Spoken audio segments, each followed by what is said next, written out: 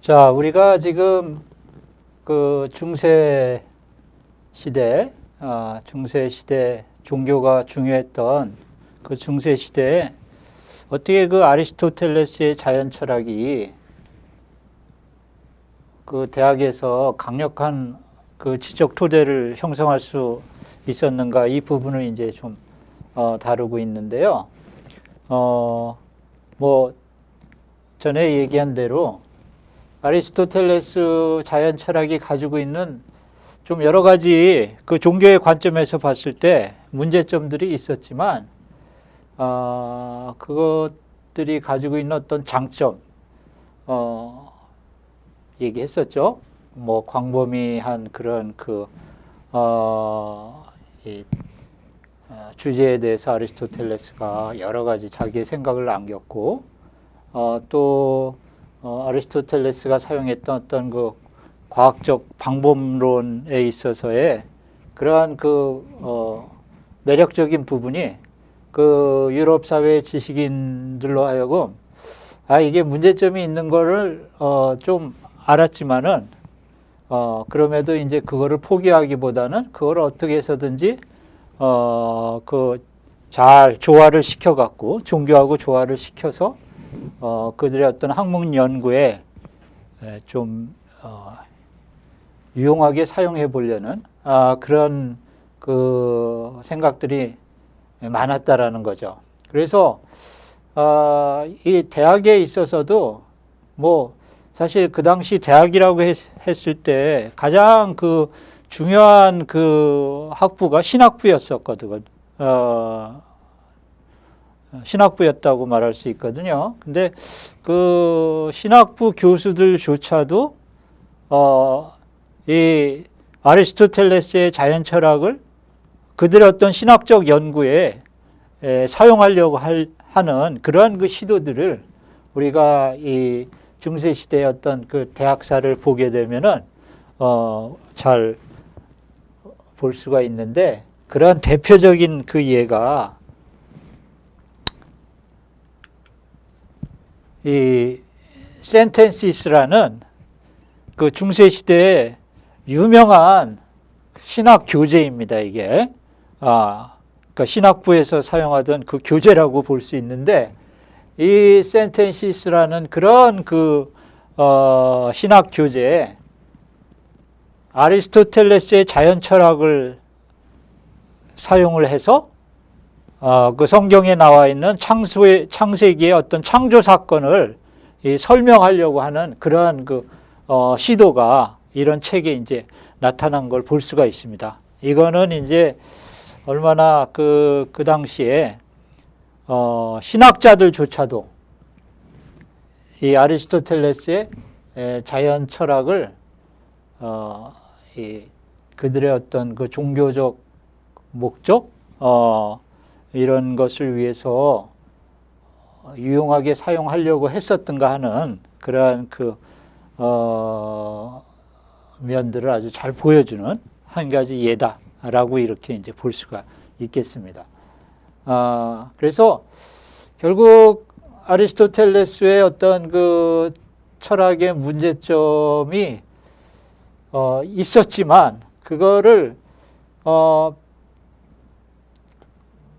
기독교의 관점에서 좀 가능하면 좋게 해석을 해갖고 이거를 이제 조화시켜서 이 아리스토텔레스의 철학을 사용하려고 하는 그런 그 시도들이 이때 이루어졌다라고 볼 수가 있겠는데, 여러분이 아마 토마스 아퀴나스 하면은 이름을 아마 들어봤을 거예요. 근데 이 사람도 이제 아리스토텔레스가 세계는 영원하다라는 그런 주장을 했었잖아요.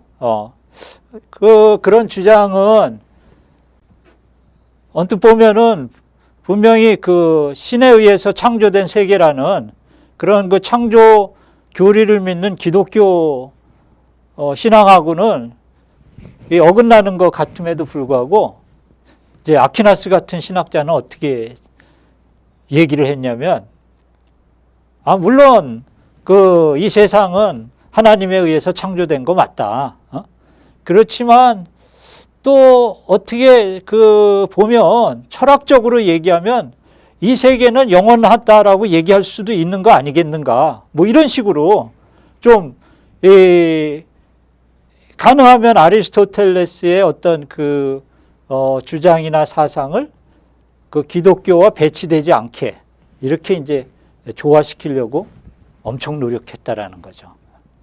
그래서 여러분 그 책에 보면 사실 오늘 공부하는 그 내용은 이제 그 이 책의 교재 5장에 아주 자세하게 그 나와 있는데 이 5장을 잘 그 이렇게 들여다보면은 재밌는 얘기가 나오는데 아리스토텔레스를 크리스찬아이즈 시켰다라는 그런 말이 나와요.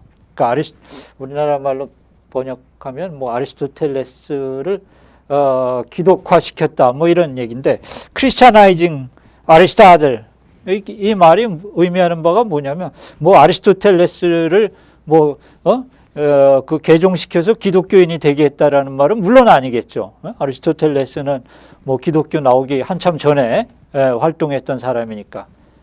그 크리스찬아이징 아리스타들이라는 말은 바로 아리스토텔레스가 주장했던 그런 사상들을 가능하면 기독교의 관점에서 페이버러블하게 호의적으로 또 어떤 충돌 없이 이렇게 받아들이려고 그런 식으로 가능하면 해석을 했다라는 거죠. 그래서 이게 우리 기독교 그 사상하고도 잘 맞는 거다라는 식으로 그 해석을 해갖고 아리스토텔레스의 사상을 그 계속 종교의 관점에서도 사용할 수 있도록 그렇게 이제 부단히 노력했다라는 그런 의미를 이제 담고 있다라고 볼 수가 있겠습니다. 재미있는 표현입니다. 크리스찬아이징 아리스타들. 근데 그렇게 하다 보니까 어떤 또 그 문제랄까 그런 것이 생기게 되냐면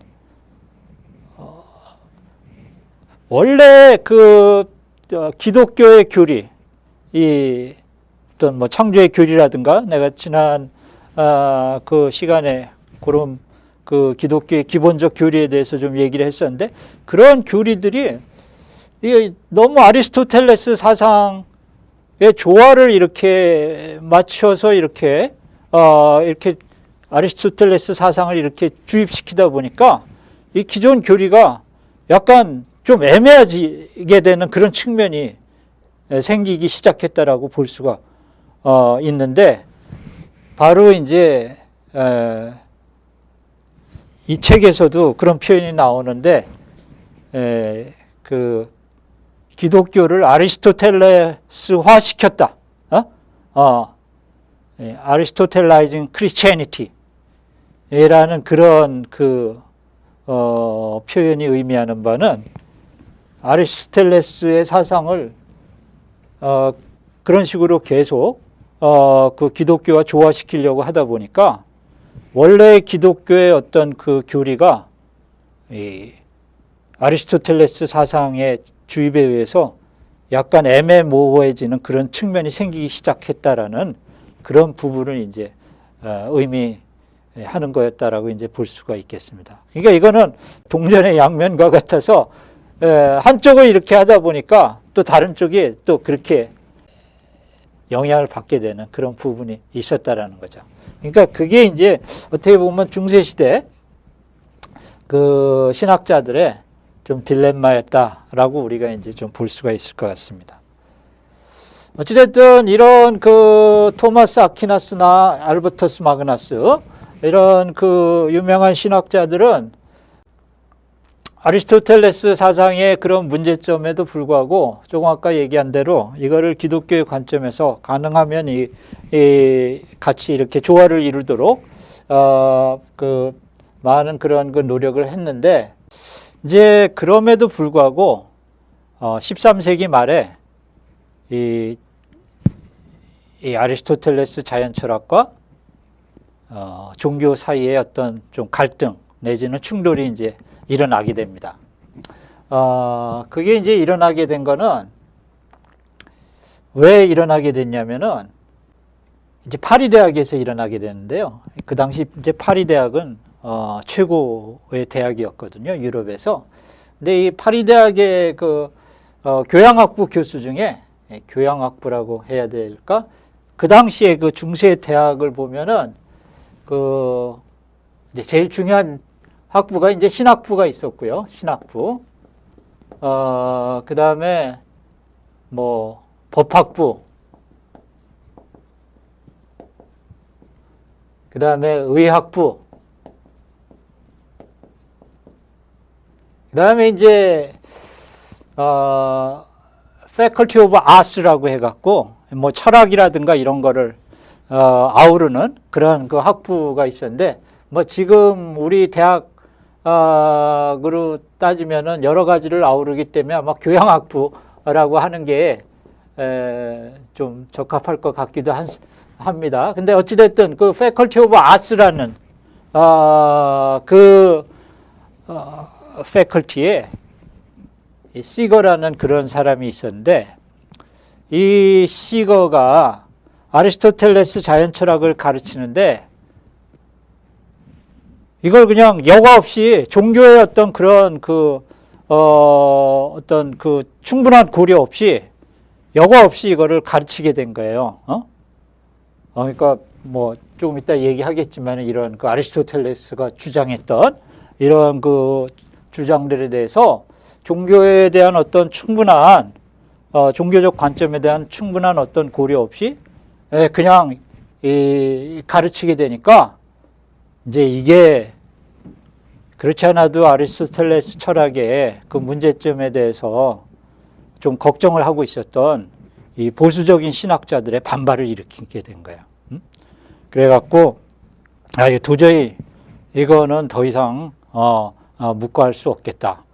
이제 그런 그 견해가 이제 우세하게 돼서 결국 교회가 개입하게 돼요. 그래서 1270년하고 1277년에 그 당시 파리 교구의 주교였던 에티엔 템피에라는 그 사람이 직접 개입을 해갖고 그 지금 가르쳐지고 있는 아리스토텔레스 사상 중에서 이런 것들은 이거는 더 이상 가르쳐서는 안 된다라는 이제 금지령이 나오게 되는데, 꽤 많은 아리스토텔레스의 그런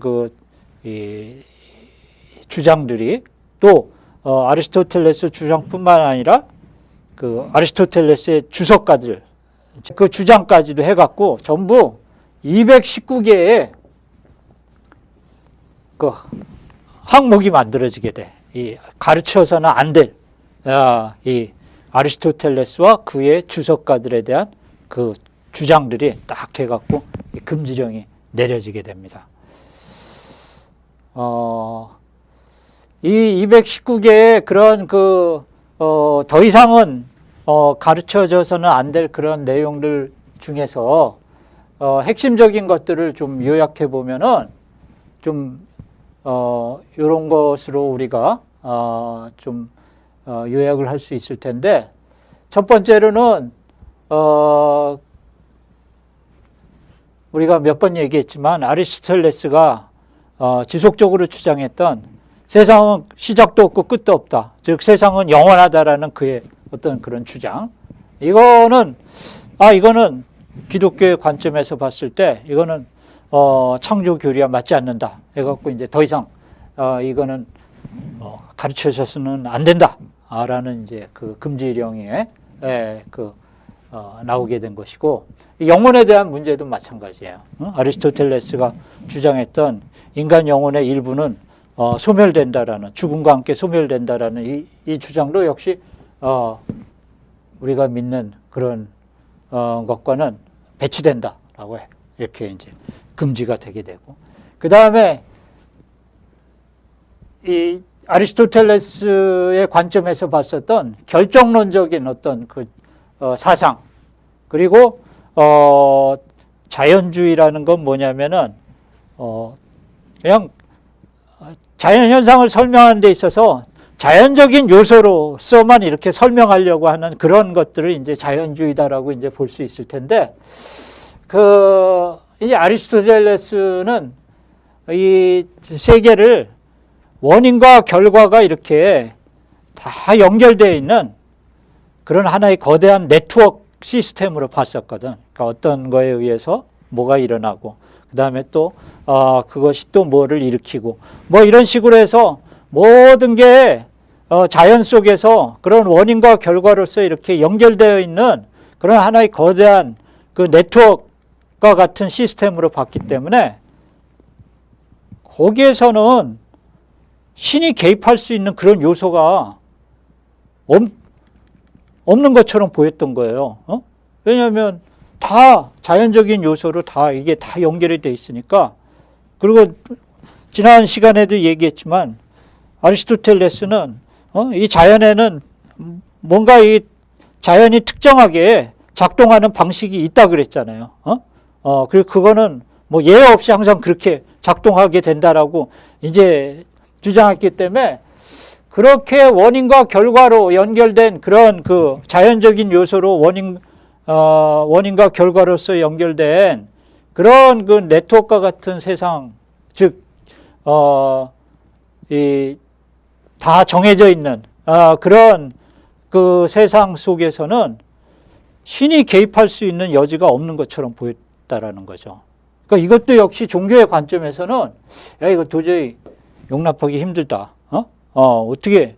왜냐하면 우리가 지난번 종교에 대해서 얘기할 때 좀 생각했지만은 그 종교에서는 그 신에 의해서 특별히 초자연적인 현상, 우리가 기적이라고 얘기할 수 있는 그런 현상들이 일어날 수 있다라고 인정을 하는데, 아리스토텔레스의 세계관에서는 그런 게 다 배제가 돼 버리니까 이게 더 이상 이런 것들은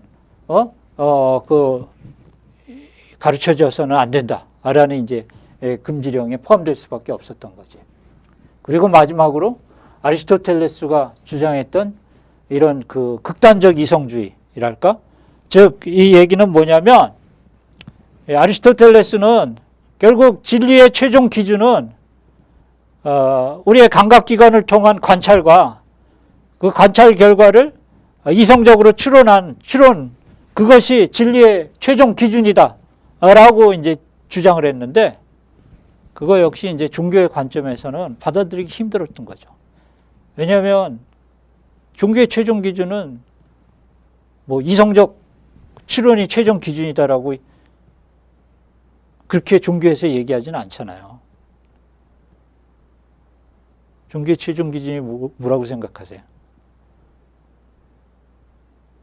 예를 들면 기독교에서는 뭐 성경 말씀, 뭐 이슬람교에서는 뭐 코란에 있는 무슨 뭐 말씀, 뭐 이런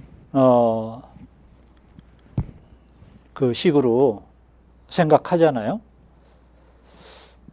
그러니까 이거 역시 이 종교적인 관점에서 봤을 때는 수용될 수가 없었다는 거지. 용납될 수가 없었다는 거지. 그래서 야, 이것도 안 돼.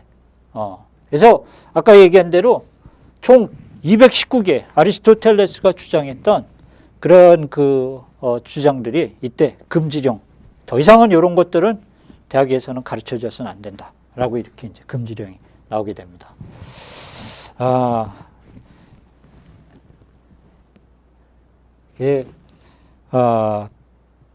중세에서의 이제 어떻게 보면은 큰 뭐 과학과 종교의 어떤 그 충돌, 또는 교회와 대학의 어떤 뭐 대학의 충돌이라고 얘기해야 될지 모르겠지만 뭐 대학의 일부 이 아리스토텔레스 주의자들과의 충돌이었다라고 볼 수 있을 텐데,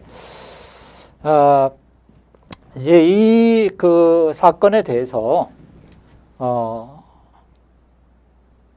이제 여러 가지 이제 좀 그 역사적 평가가 존재합니다. 먼저 첫 번째로는 이 사건은 결국 교회에 의해서 또는 종교에 의해서 이 대학의 학문적 자유가 그 침해를 받은 것이기 때문에 이거는 학자들이 마음대로 더 연구할 수 있는 어떤 학문의 자유가 침해됐다라는 측면에서 종교가 과학을 좀 과학 발전을 저해한 것이 아니겠느냐라는 이제 그런 평가를 하는 사람들도 있습니다. 특히 이제 이 충돌론제, 지난번에 우리가 그 과학과 종교의 관계를 설명하는 한 가지 그런 관점으로서 이제 충돌론제라는 게 있다고 그랬잖아요. 그 충돌론제의 관점에 있는 그런 학자들은 이제 이런 거를 이제 하나의 그 대표적 사례로서 인용하기도 합니다. 봐라, 이렇게 그 교회가 이 대학에 있어서의 어떤 학문의 자유를 침해하고 그래서 중세가 더 과학이 발전할 수 있었는데 이게 발전 못하게 방해한 것 아니겠느냐, 이제 그런 좀 관점으로 보는 그 사람들도 있는 반면에 또 다른 관점에서 이 사건을 평가하는 역사학자들이 있는데, 즉 예를 들면은 피에르 듀엔 같은 역사학자는 어떻게 또 이 사건을 보냐면은 사실은 이 사건의 실질적인 효과는 그 당시 너무 학자들이 아리스토텔레스의 사상에 몰입돼 있었는데 바로 이런 이 사건으로 말미암아 학자들이 이제 좀 아리스토텔레스의 관점이 아닌 또 다른 관점에서 이 자연을 바라볼 수 있게 만들어준, 어떻게 보면은 중요한 획기적 사건이었다라고 평가를 하는 사람들도 있어요.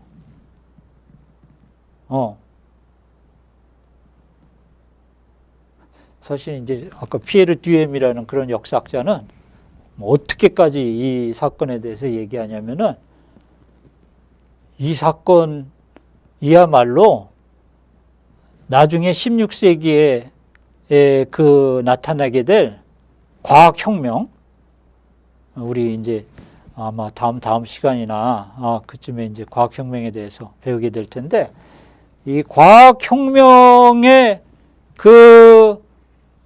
시발을 가져오게 만든, 그러니까 시발점이 된 어떻게 보면은 이 과학혁명, 후세에 나타나게 될 과학혁명의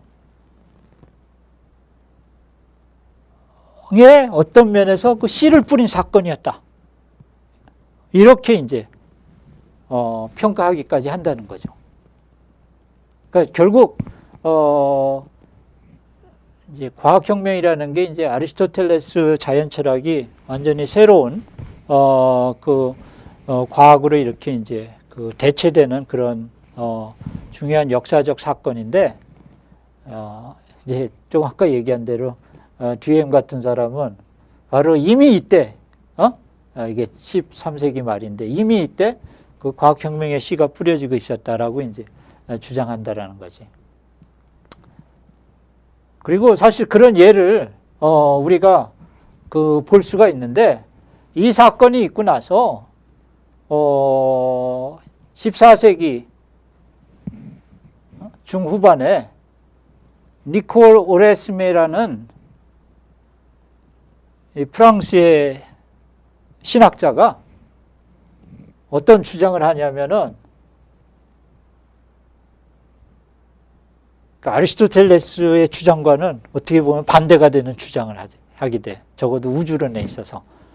오레스메는 이 우주가 진공으로 둘러싸일 수 있고, 이 진공에서는 그 물체가 운동하는 게 아리스토텔레스가 주장했던 거하고는 굉장히 다를 수 있다라는 그런 주장을 하게 되거든.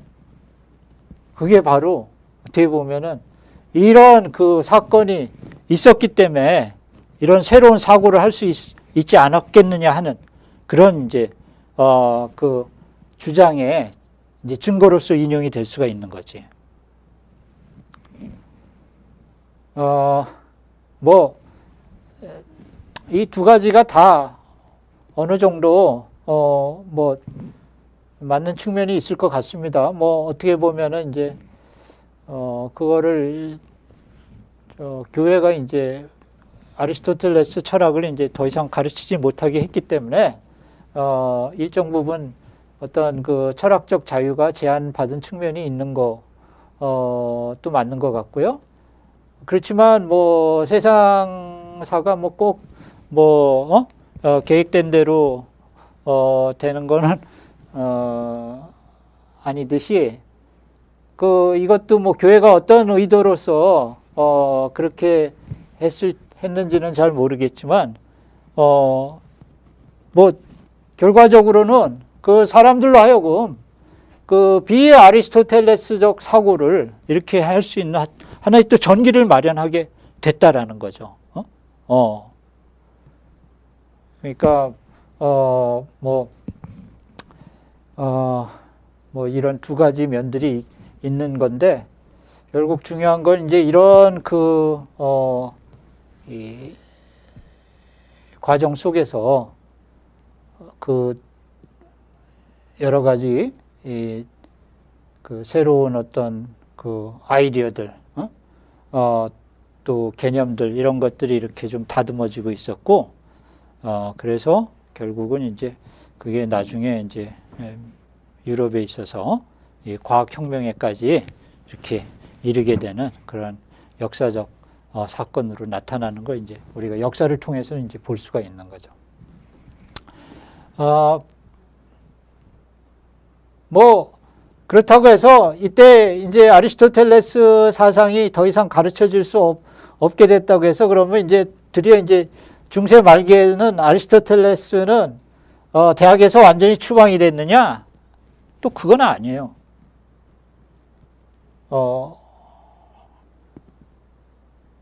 결국 세월이 지나니까 이게 또 변하는 거야. 뭐 세월이 약이겠죠라는 그런 말도 있었던 것 같은데 결국 세월이 지나니까 뭐 사람도 또 변하고 대학도 변하고 교회도 변하고 그러다 보니까 이 교회 입장에서도 너무 그렇게 아리스토텔레스의 사상에 대해서 우리가 꼭 이거를 금지 내지는 배척을 하는 게 과연 유익한 것이냐 하는 거에 대한 어떤 또 이렇게 얘기도 다시 나오게 되고 왜냐하면 기본적으로 대학교에 이제 신학부라든가 이런 것들이 있는 거는 어떤 그 종교적 그런 그 사상이라든가 이런 것들을 좀 더 깊이 연구하고 그런 목적으로 이제 만들어지게 됐을 텐데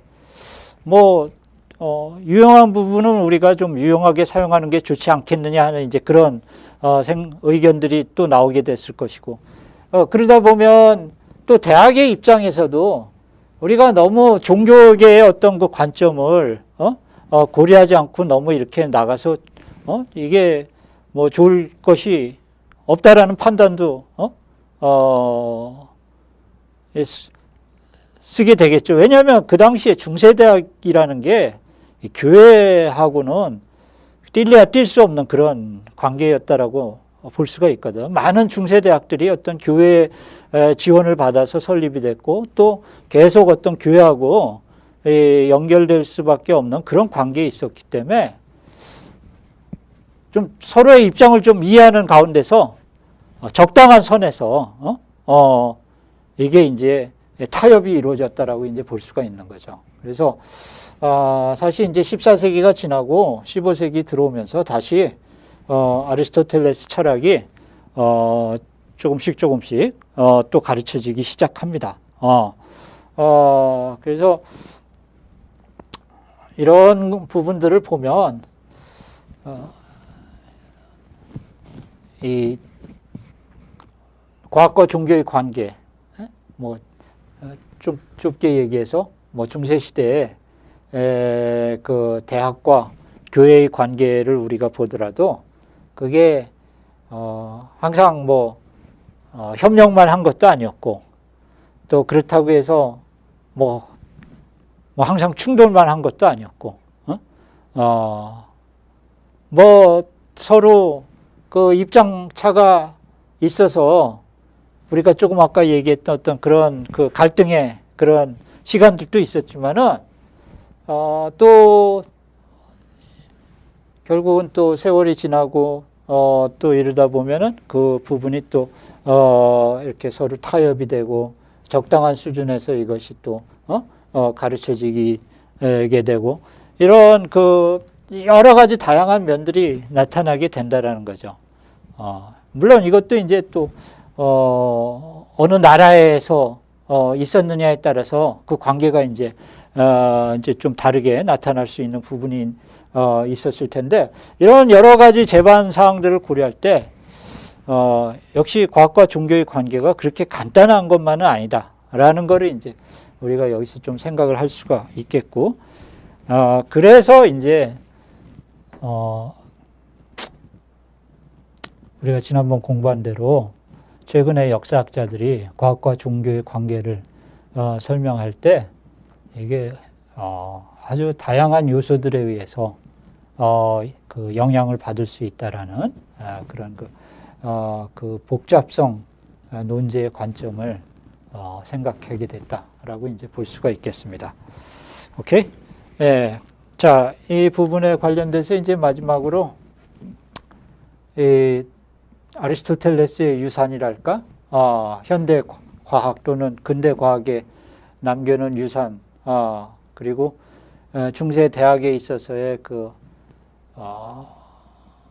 교양학부와 신학부 교수들의 어떤 그 지적 토대를 형성하기 위한 역할에 대해서 조금 생각해 보겠는데, 내가 조금 아까 얘기한 대로 그 아리스토텔레스 철학의 이제 그 전문가들은 이제 교양학부, Faculty of Arts에 속한 그런 사람들이었는데, 사실 그 사람들이 아리스토텔레스 철학의 어떤 그 전문가로서 그 철학을 발전시킨 데 아주 많은 역할을 한 것은 사실이지만, 그럼에도 불구하고 신학부 교수들의 그 동의가 없었다 그러면 그 아리스토텔레스 철학은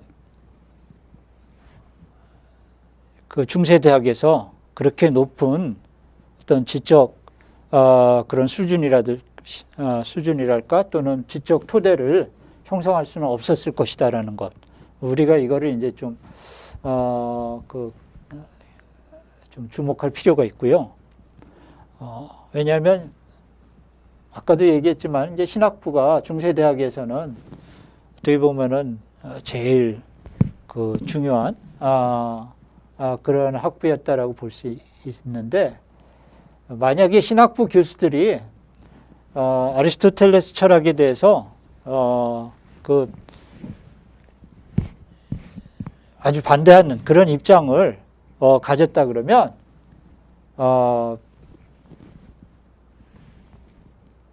아리스토텔레스 철학이 대학에서 제대로 연구될 수는 없었을 거예요. 그것이 지금 우리가 알고 있는 그 정도의 어떤 지적 그 수준이랄까 또는 지적 토대를 형성할 수 있었던 배경에는 그 교양학부 교수들의, 그러니까 이 전공자들이지, 전공 교수들의 많은 노력이 있었으면 물론이거니와, 어떻게 보면 더 중요하게 그 신학부 교수들이 그런 그 것에 대해서 동의를 해줬기 때문에 그렇다라는 거지. 아까 내가 센텐스 얘기했었잖아. 중세 대학에서 사용되던 신학 교재, 그 신학 교재에 그 아리스토텔레스의 자연 철학을 사용해서 어떤 신학적 문제를 설명해 보려고 하는 시도가 갈 수 있었던 만큼, 그만큼 이제 신학부 교수들이 이런 그 아리스토텔레스 철학의 이런 거에 대해서 호감을 가지고 있었다라는 거지. 그래서 이 두 학부의 역할을 우리가 무시할 수 없다라는 거고요. 이렇게 그 중세의 학자들에 의해서 그 수용되고 다듬어진 아리스토텔레스 사상이 결국은 그 후대에 그 서구 과학이 발전하는데 어떻게 보면 상당한 그런 영향을 미쳤다라고 볼 수가 있겠는데, 사실 이미 중세 시대에 과학적으로 중요한 그런 그 용어라든가 또는 뭐 개념이라든가 이런 것들이 다듬어지고 있었고, 이거 뭐 그 중에 일부를 적은 건데, 바로 이제 과학혁명, 16세기에 17세기에 나타나게 될 과학혁명은 이러한 이미 중세시대에 그 다듬어졌던 그런 개념들을 어떻게 보면은 이제 공식화시키는 그런 그 작업 이 중요한 부분이 되었을 수도 있다라는 거죠. 예를 들면 이런 거예요. 우리가 뭐 나중에 이제 뉴턴에 대해서 좀 공부를 하겠지만은 뉴턴의 어떤 운동 방정식, 아마 여러분이 F=ma라는 그런 식은 들어봤을 것 같은데, 그런 것이 이제 그 개념적으로 이미 중세 시대에 Uniformly Accelerated Motion이라는 그런 개념이 중세 학자들에 의해서 생각되고 있었다라는 거지. 이게 우리나라 말로 번역하면은 등가속도 운동이거든. 그러니까 일정하게 가속이 되는 운동, 이라는 그런 뜻이란 말이야. 그 등가속도 운동이라는 게 이제 뉴턴의 그 운동 방정식에서 나오는 거잖아. F=ma 뭐 이런 데서. F=ma 하면은 힘은 질량 곱하기 가속도 뭐 이런 걸로 나타내지는 거잖아. 그게 이제 이 사실은 Uniformly Accelerated Motion이라는 개념이 이미 중세 시대에 학자들이 생각하고 있었다라는 거야. 뭐 순간 운동, Instantaneous Motion 이런 것도 그렇고. 그러니까 과거에는 이제 중세 그 시대가 뭐 과학에 있어서는 상당히 그 발전이 덜 됐던 그런 암흑 시대였다라는 그런 생각들이 좀 얘기가 되곤 했었는데, 지금은 이제 중세를 새롭게 평가하고 있어요, 역사학자들이. 왜냐하면 이런 중요한 그런 그 개념들, 이런 것들이 중세의 학자들이 이미 생각을 하고 있었고, 결국 그게 이제 그 어떤 계기를 맞아서 딱 이제 공식화되고 이제 수학화되고 이렇게 수학적으로 나타내지게 된 그런 것이 이제 과학혁명이 나타나면서 우리가 보게 되는 것이다라고 이제 생각하게 된다라는 거죠. 그래서 이런 면에서 그 아리스토텔레스라는 사람이 서구 과학에 끼친 영향, 또 아리스토텔레스뿐만 아니라 중세 학자들, 신학자를 포함해서 이런 사람들이 그 서구 과학에 끼친 영향이